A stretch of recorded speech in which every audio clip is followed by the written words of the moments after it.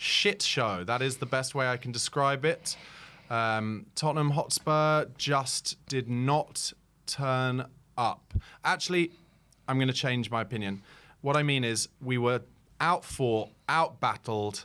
Marlon, who's with me here from Spurs Kings TV, saying it all through the watch-along. Crystal Palace wanted it more. From minute one, from the first 50-50, from the first second ball, Crystal Palace were fighting for their lives, and Tottenham just thought they could show up, just like they did in the second half against Brighton, just thought they could rock up, and Palace would give them the opportunity to play the football they want to play, and we'd make chance after chance. I said it at the beginning of the watch-along, at least I know Spurs will make chances today. Nothing.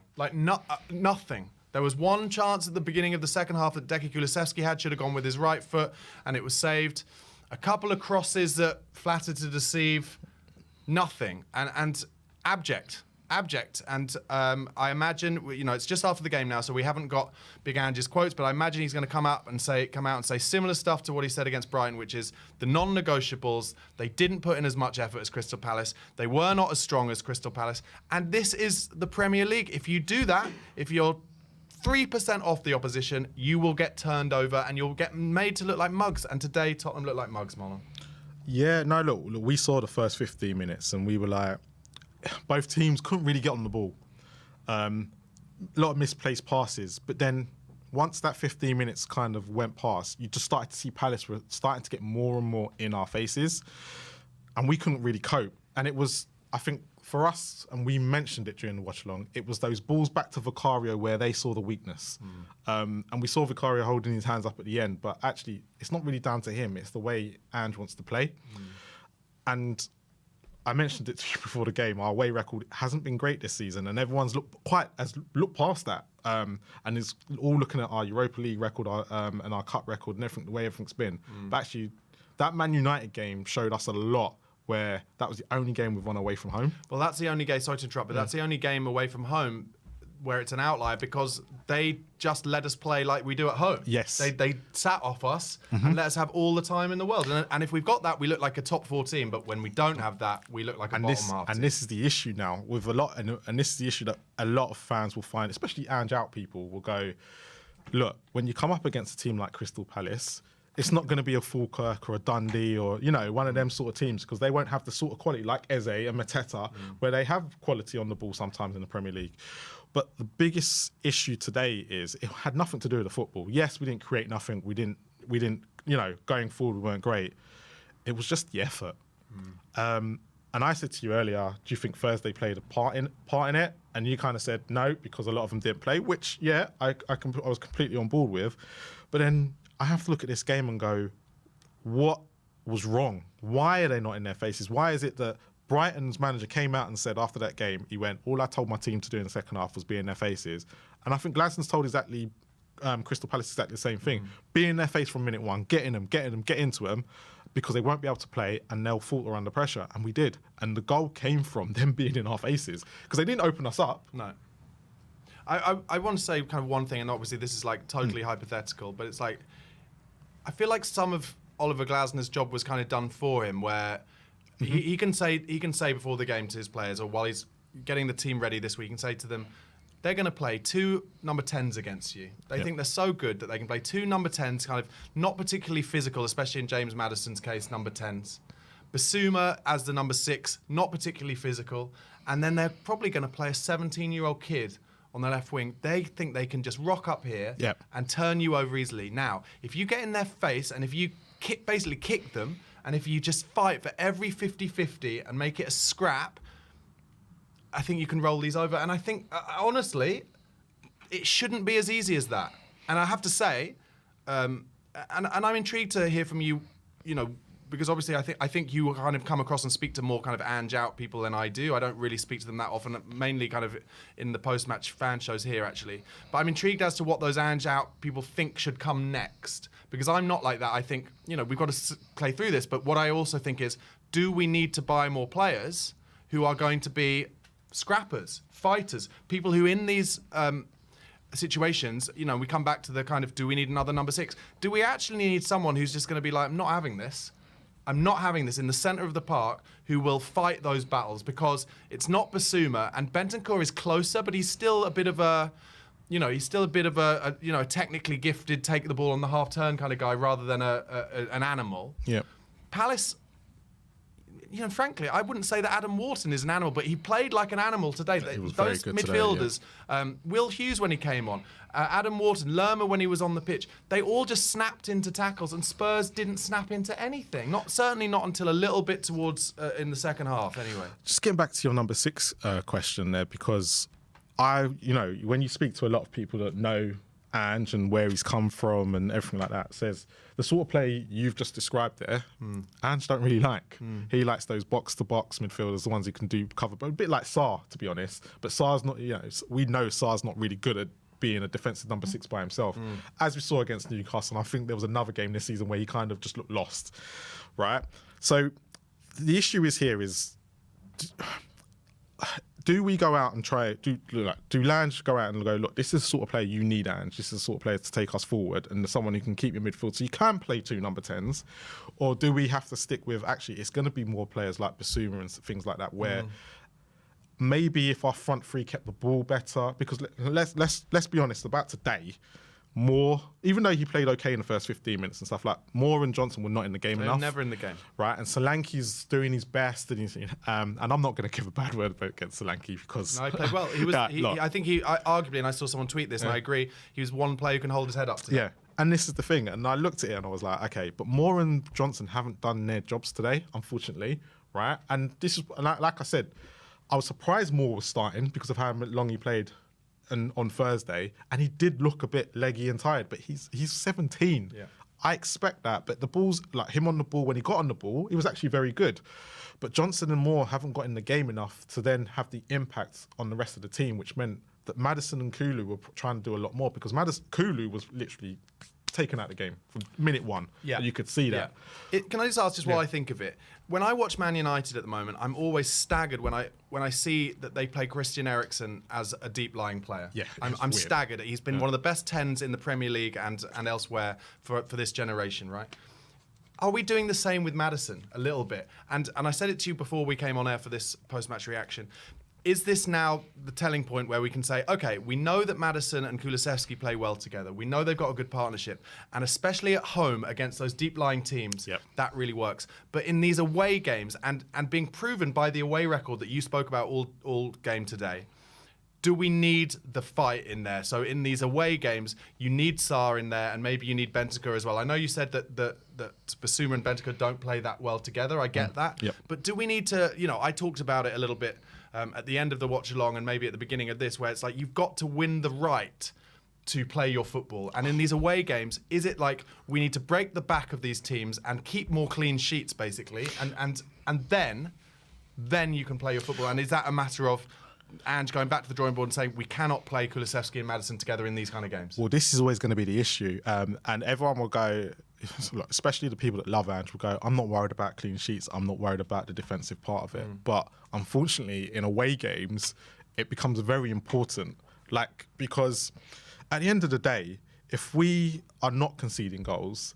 it doesn't really matter what's really happening up top. And I think, yes, look, I know our defensive, we haven't let in many goals this season, but it's the amount, we've only kept 2 clean sheets, I believe, which is Man United and Everton, right? That's not good enough considering the teams that we have played. Yeah. We've got to be keeping more clean sheets, right, going forward, and especially away from home, because what's going to happen is from there is that you'll start creating a confident defence who are more, and the attackers are thinking, they're going to concede, which means that they're going to take less risks up top because they feel like they have to keep the ball. So it's a catalogue of errors here, and it's just a case of Ange needs to sort out that point of we need to keep more clean sheets for me. That's big. That's key in everything, because if you're becoming a top 4 side, you can't be winning one week, losing the next, winning one week, winning the next. Like Ange's record is 50-50, right? And if you compare him to Conte, Mourinho, and even Nuno's was 50-50, and he got sacked. Yeah, I have to say, I think where Ange is potentially in a bit of trouble, or will be in a bit of trouble, is if more performances like this come in where we're not even playing entertaining football and making chances. Yeah. That's where we would get in trouble, because where Ange is really surviving at the moment is it better to watch than Conte and Mourinho and Nuno? Yes, it is. Are we better than, is it more entertaining? Yes, it is. But if it comes to it and every team that we play away from home knows exactly how to stodge us up. And one thing I'd say about today, which kind of amazes me, is we didn't have any shots. Like, we didn't get into any positions outside the box even. We were losing every 50-50 and second ball so much that we never got into any positions outside the box where we could even have shots that then might get deflected into the path of another player or deflected in the goal. And also, we weren't putting in enough crosses. And the crosses we did put in, I'm afraid, we weren't making the smart runs across the keeper. And I don't know, like, look, these games happen, but it's just, like I said, Ange is going to be in trouble if he's not bringing the entertainment to the table as well as losing games 50% of the time. Yeah, because I think a lot of people gave him a free pass against Brighton because of how well we did play in the first half, right? Like, for me, I'm sitting there going, no, your in-game management is letting you down time and time and time again. And I critique him in a separate way. Now, people will sit there and look at some of the stuff I do online and will go, he's Ange out, he's Ange out. I'm actually not Ange out. I like Ange, but I will critique him in ways that I won't critique a Jose or a Conte. I want Ange to do well, but there's certain aspects of his game. I've watched the Premier League now for over 30 years. Yeah. And I've seen how teams set up and do things. So I'm kind of in that sense of, yes, I'm not a manager, I'm not a coach, but I've watched football for so long, you can see what's going to happen before it's going to happen sometimes. Yeah. And that's always the way I've been. So when I see Ange right now, I'm trying to help him. I'm kind of wanting him to be successful, but I know that, look, for me, I know the board are never going to help him in the way that he needs help, right? But this is not the issue right now. The issue right now is when he's getting in games and he's in game management, he's not changing stuff early enough. Like the Vicario, look, he doesn't have to change his football today, but the Vicario incident, you could see within the first 15, 20 minutes what Palace were doing. Yeah. Give instructions to the team, stop doing that. So would you put that down to his stubbornness? The thing is, the reason why I won't call him stubborn anymore, right, is because I've seen a lot of things have changed, right? He'll come across as something, he'll say something else, but you do see a lot of things change. Like the corners, like I said to you today, we've only conceded one corner for this season. Thank God. Right. So, and he said at the back end of last year that our corners weren't an issue, but it didn't bother him. But well, they obviously have, because look, you've completely changed everything that you've done with corners. So it's not down to stubbornness. I think it's down to a way, and I'm going to look at it and go, his in-game management must be an issue, because I believe that Celtic fans complained about this as well, and they were winning leagues. And it's something that he's just not learnt from. And maybe this is where the Premier League's slightly different, because I had this issue with him with Celtic in the Champions League, where I always kept saying that. I remember Zidane did it to him. Changed something like that. They were on top of Real Madrid, and literally within seconds of a slight tweak to change the system, and it happens here as well, it's been happening to Spurs, the other team suddenly become on top and they go and win the game. And this is the issue that you're always going to find right now with Ange, is that, yes, your football can work, but you just need to figure out how to tinker it sometimes, because in certain games like today, where you're not getting the rub of the green, you kind of need to change something, maybe in the midfield or maybe, in the front three, which he did kind of do in the second half, right, towards the end. But I think the game was already lost by then. I think their heads are gone and whatnot. But it's kind of, you've got to change certain bits to get the team playing the football again, and that's all it is with Ange right now. But yeah, it's the desire at the moment that I'm really worried about. It's not like to say they're not playing for the manager, but if they didn't come out in that second half and get in Crystal Palace's faces, I'm really worried about this away record and where it's going to lead us. Look, it's been well known for years that the Thursday-Sunday battle is a tough hard. one. It's a slog. It's a tough one, and sure, he made a lot of changes. And listen, I would also say, I'm just playing devil's advocate for a minute. A lot of people have said on Twitter, on podcasts, on here, everywhere, that they want us to prioritise the Europa League this season. Yeah. They want us to prioritise a cup. So if those people are to be believed, then a lot of those people would say they would, to some degree, rather us have won on Thursday to be 3 out of 3 in the Europa League. Yep. And then can we turn City over on Wednesday? then, and you'd say, would I take the defeat at Palace if we get those 2 wins? Maybe you would. Maybe some of you would. I'm not actually saying that I would. No, it's not quite as simple as that. But No, I think if you have an opinion, it's a reflection. If you have an opinion where you're like, oh, all I care about is us getting a trophy, and I want us to concentrate on the Europa League and the League Cup, then you'd have to say if that is the week that we have, that might end up being quite a good week. Yeah. However, that's not exactly how I feel. What I would say is, and I alluded to earlier, is, you know, and you're saying you're not Ange out, but you know, remember I lost trust in him. Remember, I've lost trust a lot. You're able to critique him, Yep. and you speak to a lot of people who are. I want to know, just hypothetically, and this is not me because I think we stick with Ange and give him the full time. Yep. But where do you go next if it's not Ange? Is it like Iraola, what his name is, from Bournemouth? Someone who basically is the next kind of, what I would say, the next Pochettino in terms of, can the football look as good as Ange ball going forward, but also with a more sturdy back line? Now this is the key thing, and I was thinking about this earlier, right? Because I knew that for some reason I knew that something about Ange will come up today, and if he was to go, right? And I think Spurs, the board have gone from one extreme to the next. You've gone from Yes, this, they have, You've gone from. To be fair, from Mourinho, take Nuno out of the equation, from Mourinho to Conte made sense. Yeah, even though the formations were completely different, they made sense in the way that they both like to play football. So actually, the signings that Conte was able to work with were very much defensive-minded players anyway. Right? They might not have been the right players, but they were defensive-minded players. But now you're then asking from a defensive-minded manager to go to an attacking manager, and that's why we had the summer clear out that we had to, because they're not going to fit Ange's way. But my theory is, look, I take Poch is the prime example right now, where you had an attacking manager, but actually the clean sheets were important and defending part of it. And sometimes that's what you need. You just need that medium in the middle. Now, I don't know if there's a coach out there like that, right? But there must be, right? But Spurs have got Let me to ask you a find question. Has Pochettino taken the American job because he thinks in 2 years' time, 18 months' time, Ange might have run his course and he gets another shot at it? Possibly. I don't know, because I thought he was going to, I thought he was going to wait it out a little bit.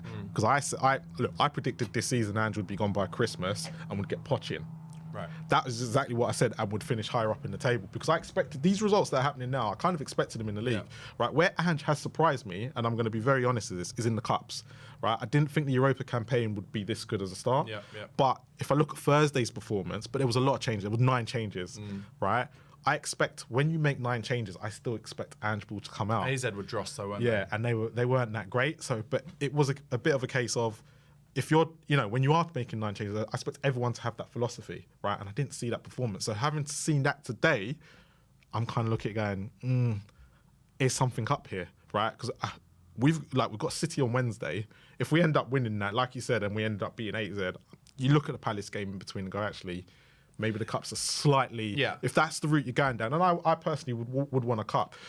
And I'm not looking at it going, look, I think I'm going to say this, right? And hopefully, our season don't crash and burn. We're too good to go down, yeah? So I look at it as going, all right, so if the cups become more important, I'm going to have to accept these indifferent results in the league. But our home form, I think how good we are at home will always get us to 7th, 8th, 9th, whatever. Yeah. And that's the thing, yeah. Unless when we play the big boys, that would be the telling part. But I think we got Villa next week. Do you know what? It wouldn't surprise me if we turned them over 4-5 again. Yeah. Do you know what? Because we're mental. We're a bit of, like you said, Jekyll and Hyde. Look, guys, I know we haven't talked much about the actual game itself, but frankly, I think I can sum it up in that actually it was shit. Spurs didn't make any chances, basically. Palace thoroughly deserved it. You've got to give it to Oliver Glasner. Do you know what? I'm just going to give it to Oliver Glasner. He's had a terrible start. I doubted his motivation at the start of the watch-along, because I said, talked about how Bayern Munich had tried to get him in the summer and he wasn't allowed to talk to them. But he did a number on us today. And one thing I just want to end with is, I think it's all well and good, those of you who think, Ange is a bit of a one-trick pony and only attacking. But if Ange were to leave tomorrow, whoever came in, even if they were a little more pragmatic defensively, would still have as their fullbacks Pedro Porro and Destiny Udogie, who are excellent, technically gifted, attacking players, but they are not Kyle Walker and Danny Rose defensively. No, they're not. Do you know what I mean? Yeah. Now, I would argue Mickey van der Ven and Romero are close to Toby and Jan in terms of ability, but in terms of defensive ability, we would be stuck for fullback. So I think and I've said this before, I think there's an element of the way that Ange pushes forward both fullbacks a lot of the time, although actually not as much today, I didn't think. Because that's the way they play. That's who they are. Yeah. So I think, personally, we have to stick with him. We have to stick with the process. And I'll be doing the watch along on Wednesday night for Man City. If we turn over Man City on Wednesday night, I will have kind of forgotten this game. Yeah, we will. And we'll be in, I think, the quarterfinals of the League Cup. Yeah, we will. But if we lose to Man City's reserve team Which on, you're worried on about, Wednesday night, and if he picks Fraser Forster and Fraser Forster throws one in, then he is starting to, unfortunately, he will start to get some serious questions come his way. To be honest, the Fraser Forster question, He made a decent save last week. he made a decent save on Thursday because I was quite surprised he came in, but he's going to play on Wednesday. Like Fraser Forster. No, I thought he played him last Thursday because he's not going to play him next Wednesday. That's my theory. I thought he brought him in because he hasn't really played since that Coventry game, and you can't really bring in players really that cold. And because of how good Manchester City are, he's going to get called into action. I think it'll be interesting. I think Johan Lange is probably already has a list of keepers who are better distributors than Vicario, I'm afraid. Yeah. And I love Vicario as a shot stopper. God, he made some amazing saves today, by the way. Yeah. As a shot stopper, he's taken to none. But as a former keeper myself, shot stopping is the easiest part. That's what I'm good at. It's the easiest part. And it's the bit that they're all brilliant at. Vicario is really top level at it. But the distribution is more and more important in the Premier League, and especially in Ange's system. And Palace pulled our pants down and just let him have it today, and he embarrassed himself a little bit. Anyway, we've run over time. Guys, thank you so much for watching. Listen, difficult day, but like I said, maybe a chance to turn things around and get a big scalp on Wednesday against Man City in the League Cup. We will be doing a post-match fan show, so get your calls in. Details of how will be in the chat. And of course, if you're not already subscribing to We Are Tottenham TV, give them a subscribe. Subscribe to Spurs Kings TV and at Barnaby Slater _ for some angry Tottenham content this week, at least until Wednesday. Don't give up, guys. Let's be patient. Come on, you Spurs. Come on, you Spurs.